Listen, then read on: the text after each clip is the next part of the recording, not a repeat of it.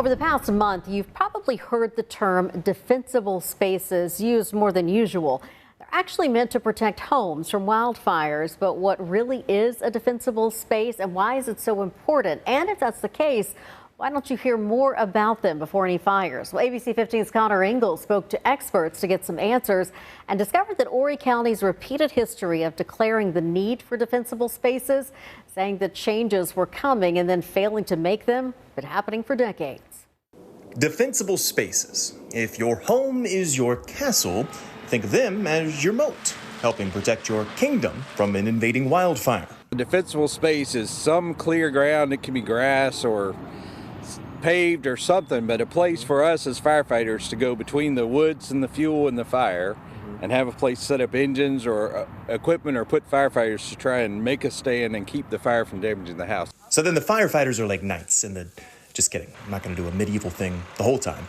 The South Carolina Forestry Commission's Darrell Jones and Drake Carroll say you need about 30 feet of defensible space, and we're not even talking about everything being completely mowed down. Defensible space is going in and not necessarily removing all trees or all vegetation, but we're basically getting all that underbrush, mid-story, that's the flammable fuels that creates that more intense flame front, and we're reducing that down to ground level so that even though it may still be flammable, it's not going to be that intense flames coming close to your home. There have been plenty of studies on their benefits, and Jones and Carroll have experienced it firsthand.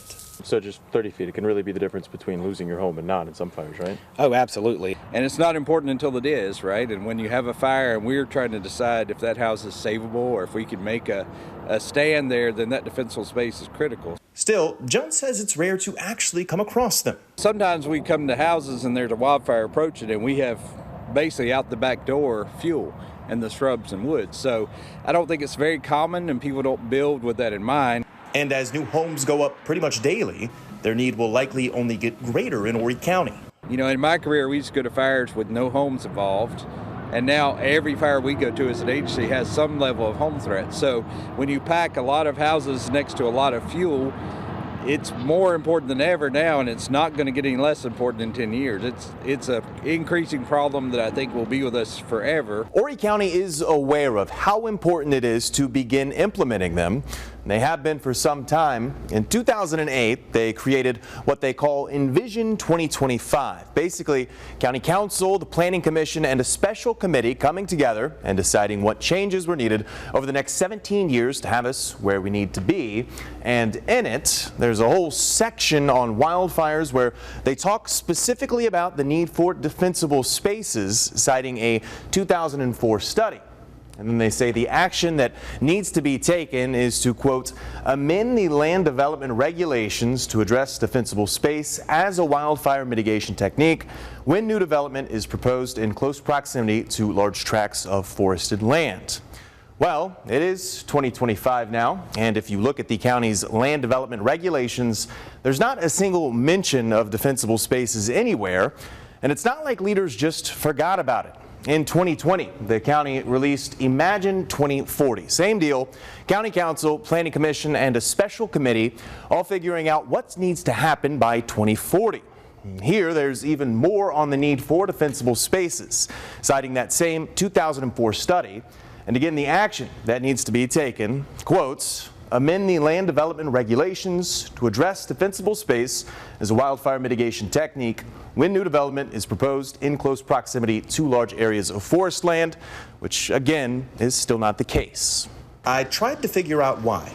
The county declined doing an interview, and the two councilmen currently in office, who were part of both the Envision 2025 and Imagine 2040 teams, did not respond to my interview requests. I can't really speak to what the county's doing, but I'll say in general, fires seem to be happening maybe more frequently.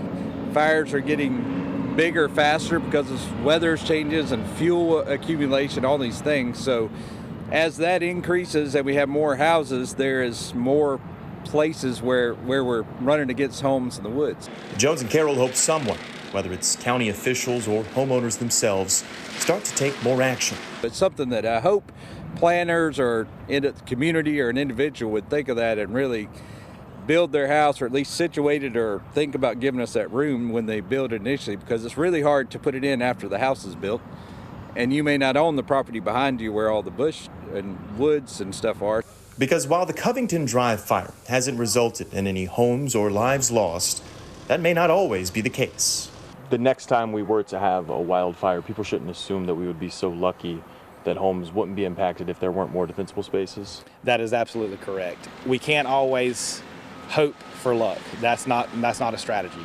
A strategy is to go in and actually do that work before, do that mitigation work before, and those mitigation practices, so you can better protect the community and those homes. And that was Connor Ingalls reporting. Of course, Carroll runs the state's FireWise program, which neighborhoods can take part in if they'd like to be better prepared in case of a wildfire. To learn more about this, just look for Connor's story at WPDE.com.